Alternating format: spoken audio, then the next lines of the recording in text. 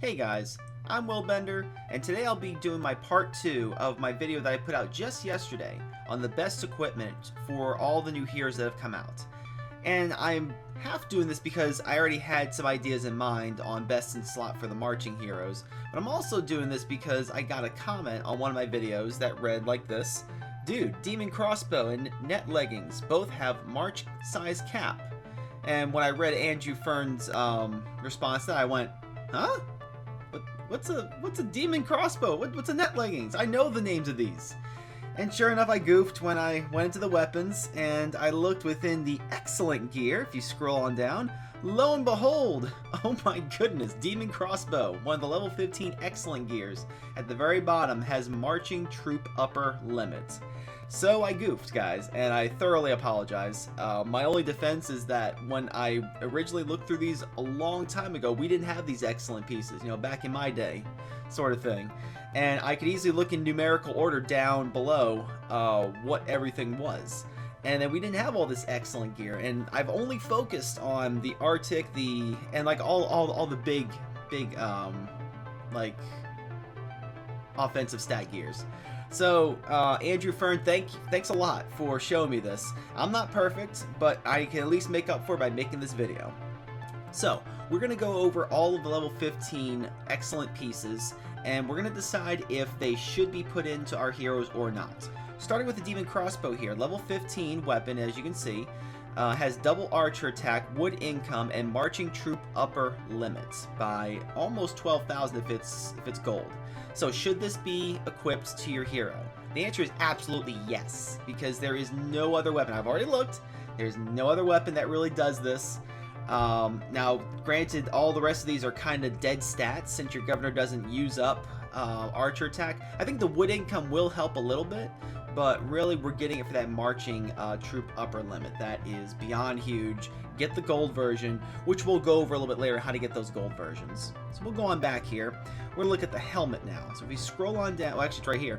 The helmet of cruelty right here. Archer attack almost 11%, infantry defense 8%, soldier training speed by 5.72%, and troop load by 9.83%.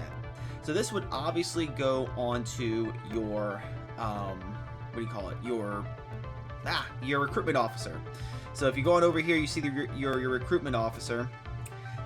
I'll go on over here. I'll show you mine really quick, and he has all of these pieces of gear on him right now. So he has the full prosperity set. So since he has the full prosperity set, I would say this is not worth making, as long as you have the prosperity set.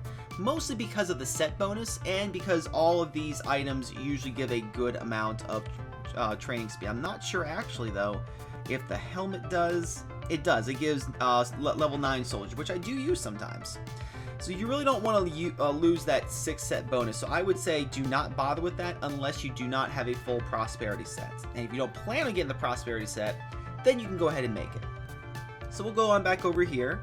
We'll look at the armor piece here, and we see we have the Templar robe, which has cavalry attack at almost 11%, archer attack 8%, marching speed 4.91%, and trap building speed. So because this has the marching speed, this would go on to your governor. So the question is this a good piece to make? My guess is maybe, because we really want to focus on the ones that have the troop upper limit march. We want to make sure we have all the march pieces done. And so far, as we've seen from Andrew Fern, it is the leggings and the crossbow.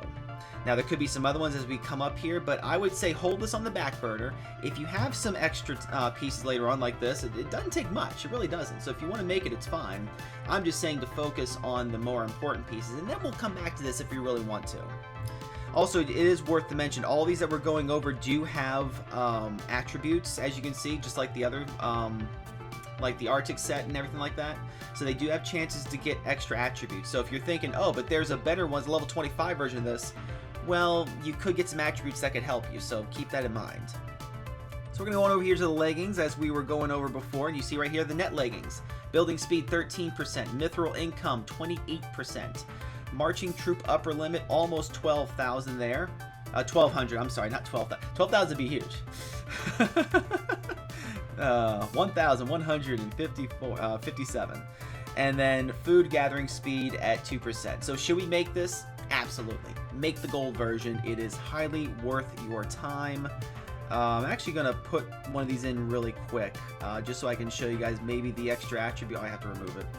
Yeah, I have to remove it. Hold on one second, guys. I'm going to see if I can't get you guys a look-see at the attributes here. I think I actually have to exit back out 1 second. See if I can't get this to work. There we go. So the extra attributes for this one here, we see the troop load. That would be a good one to have. Gathering speed, that's also a good one to have as your governor. If this is belonging to your governor, that's a great governor thing to have. Healing speed is actually good. That's actually a good one too. But that's really all the stuff there. So it's not highly impressive, but it's the marching troop upper limit that we're worried about anyways. The other stuff is just icing on the cake, so to speak. So we're going over here to our boots, and we'll see we have magic boots. Science research speed at 13%, iron income at 28%, and double marching speed at almost 5%. So is this worth making for your governor since it has marching speed? I would say this has more priority than the row because it has double the marching speed. This has almost 10% mixed in here, whereas the armor over here has only one count of that. So it's 4.91% for over here. Oh, no, that's that. And then you have 4.91 times 2 on the boots. So if we're going to prioritize it, prioritize the boots first. They have more stats that help you out here. We're going here to the ring for our final part here. We have the Earth Necklace. Archer attack, almost 11%. Siege engine attack, 8%. Hospital capacity at almost 10%. And healing speed up at 19.67. This would be a great one. Well, I'm not going to say great. I'm going to hold on to that thought for a second. This would be an item you would use for your doctor. Now, should it be made? I don't believe so. Because if you have the life set, you really do not want to sacrifice this 6-piece bonus. Even if that's a gold piece coming onto one of the green pieces, the set bonuses are phenomenal. So just to reinforce that part, we're going to go over to our equipment sets. We're going to scroll all the way down to our life sets. And we can see that the hospital capacity for the 6th set is already 18,000. So you would lose that. If you remove one piece, you would lose that. You don't want to do that. You don't want to do that. Not only that, but the ring over here, actually, we're not going to be able to see it because I do not have the gold version of it, but actually, no, what am I saying? Of course I can. I own it. Let's go on over here really quick. No, wrong person. So, we're looking at this little guy. We have hospital capacity, percentage, and cap, as well as stamina recovery and soul train speed. Those aren't big deals, but you already have hospital cap. I'm sorry. Oh, no, I read that wrong. Yeah, no, I read that right. I'm sorry. You have hospital cap percentage and hospital cap number. That's already good, plus the set bonus of the 6%. Don't make that piece unless you don't have the 6-piece life set. If you don't have the 6-piece life set, get it. It's really, really good. So Andrew Fern, hopefully that cleared up my blunder a little bit. As a little added extra, guys, I'm going to go over a rather advanced piece of information that I've talked to 2 different developers on, and they had 2 different varying opinions, but I believe both are valid. And this is going to go along with the idea of who is the best marcher. As we kind of went over in the last video, as long as it's not a level 25 capped hero, it's a valid marcher. With that being said, there are still better marchers out there. And I believe the argument comes down to 2 different heroes. You have my Selma, right here, and then you also have Christina. Both have amazing stats, both have merit, but there really are 2 different situations that we're going to talk about that could make one of these better in your eyes. And in the end, I'm going to leave it up to you guys. I'm not going to give my opinion. I'm only going to say what the developers have told me. So, let's consider if they are both like level 51, high tier level characters. If they were both equal in level, who would be the best person to have? The answer is Selma. The reason for that is if you go into her skills, she has amazing talents that increase basic defense points on infantry.